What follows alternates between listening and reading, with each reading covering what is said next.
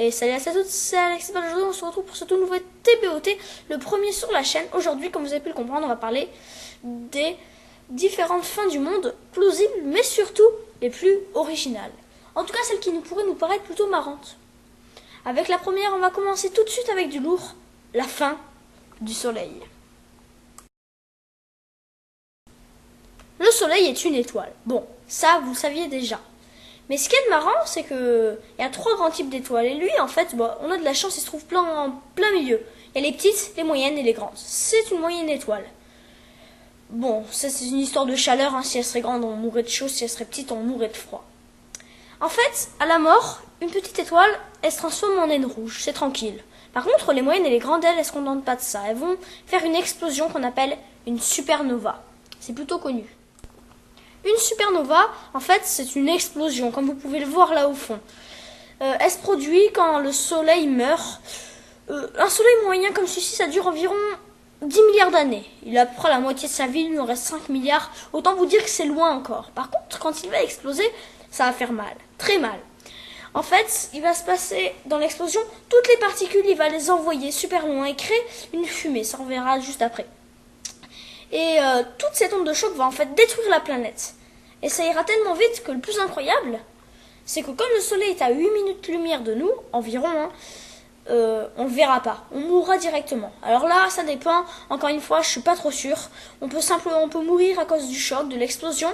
Ou alors peut-être de froid parce que le soleil est mort. Ça, encore une fois, c'est à voir, c'est pas tout à fait sûr. Effectivement, c'est un peu violent. Lors de leur explosion, comme je le disais il y a 2 secondes, elle crée une fumée. Cette fumée, elle regroupe toutes les particules qu'il y a. C'est la fumée qu'on voit derrière. C'est très communément appelé les nébuleuses. Les nébuleuses galactiques, elles sont belles, celles-ci. On peut trouver un peu de tout là-dedans, des particules, de l'eau.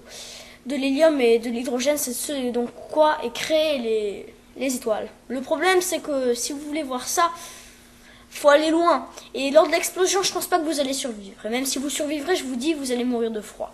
Donc bon, ça vaut peut-être pas trop le coup.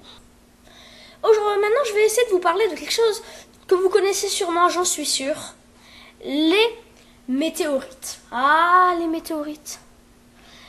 Si j'en parle des météorites, c'est bien parce que on a eu une météorite qui passait juste hier, le 19 avril 2017, appelée 2014-L025, je crois que c'est ça, comme ça que ça se prononce. Une météorite qui passait à 1,6 million de kilomètres de la Terre, c'est plutôt près, hein. Ah non, ouais. Qui a une épaisseur d'environ 1 km de long. Bon, c'est pas de ça dont je vais vous parler, moi je vais vous parler des dangers des météorites en fait. On imagine que quand une météorite va tomber sur Terre, on va être écrasé par son poids et les séismes qui vont arriver vont détruire les bâtiments dans lesquels vous êtes. En fait, ça va pas tout à fait se passer comme ça. La météorite, en partie, va faire ça. Mais en fait, si vous connaissez un peu les étoiles filantes, je sais pas si vous en avez déjà vu, mais c'est une sorte, on appelle ça une étoile, mais en fait c'est une météorite. Un trait qui passe. En fait, c'est la météorite qui entre dans l'atmosphère avec la friction. Enfin, en gros, quand elle touche l'air, à la vitesse à laquelle elle va créer une température très haute. Ça va être du feu finalement. Et donc cette chose, elle va arriver, elle va vous foncer dessus. Et il y aura donc une force du feu très puissant qui va arriver, qui va venir tomber. Et en s'écrasant avec l'onde de choc, le feu va venir se ravager sur la météorite, sur la Terre. Et donc si jamais une météorite de la taille de votre maison vous tombe dessus, vous ne serez pas seulement écrasé par ça en fait. Tout votre quartier va brûler. C'est un des premiers dangers de la météorite. Si vous pensez que Superman viendra vous sauver le jour où une météorite tombera, vous vous trompez. Parce qu'une météorite, ça peut être gros et c'est un objet volant non identifié. Il y a donc des objets, des matériaux et plein de produits qu'on ne connaît pas qui est dedans. Dont peut-être de la kryptonite ou des objets radioactifs.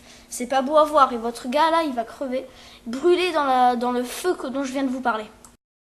Et tout y passe, radioactif et n'importe quel objet qu'on ne connaît pas. Dans une météorite, c'est pas seulement le poids qui va vous tuer, mais aussi ce qu'il y a à l'intérieur. Et vous allez risquer d'avoir de ces maladies. Ouh là là, moi je compterai pas sur le fait de m'approcher d'une météorite. Ça risque d'être vraiment, vraiment très dangereux. Et si on tomberait sur une pluie de météorite, effectivement, la Terre se mettrait à brûler. Et ben voilà quoi, c'est pas super beau. Mais les météorites habituellement sont assez petites et donc on risque pas grand chose. Le dernier sujet avant que je vous donne mon avis est un des plus basiques, des plus normaux, mais j'aimerais quand même vous en parler. c'est bien sûr l'apocalypse. On s'entend, quand je veux dire l'apocalypse, je parle pas des zombies qui viennent t'attaquer, même si c'est une possibilité, mais j'aimerais pas en parler aujourd'hui. Aujourd'hui, je vais plutôt vous parler de quelque chose d'autre. La bombe nucléaire et la guerre. Pourquoi la bombe nucléaire? Parce que c'est pour l'instant l'arme sûrement la plus puissante qu'on a inventée à ce jour, et c'est vraiment violent. Avec les présidents et les personnes qui sont là au pouvoir, sont pas tout le temps très intelligentes, je ne citerai pas de nom, on risque quand même de pouvoir se faire exploser la tête. Il suffirait que quelqu'un agisse sur un coup de tête et puis balance une bombe nucléaire et on part sur une guerre nucléaire. Et là, on en est sûr, c'est peut-être basique, mais vous êtes sûr de ne pas survivre. Hein. La explosion par-ci, explosion par-là, au bout d'un moment, il ne restera plus rien. Pour finir, j'ai parlé de ma fin, la fin que je vois, moi, qui est cette fois-ci aucun rapport avec la science, puisque c'est franchement une fin caractéristique, caricaturale de l'homme.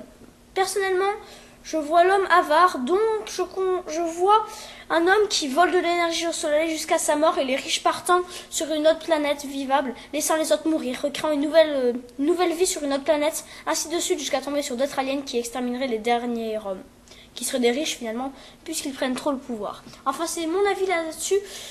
Bien sûr, encore, c'est mon avis. Dites-moi dans les commentaires quel est votre avis sur la question.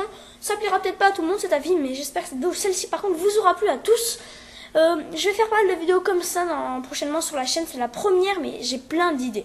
Je parlerai pas mal de l'univers, mais on aura pas mal de sujets geeks aussi, ainsi que de théories sur des jeux vidéo. Je m'en renseignerai bien sur internet. Voilà pour cette vidéo. J'espère qu'elle vous aura plu.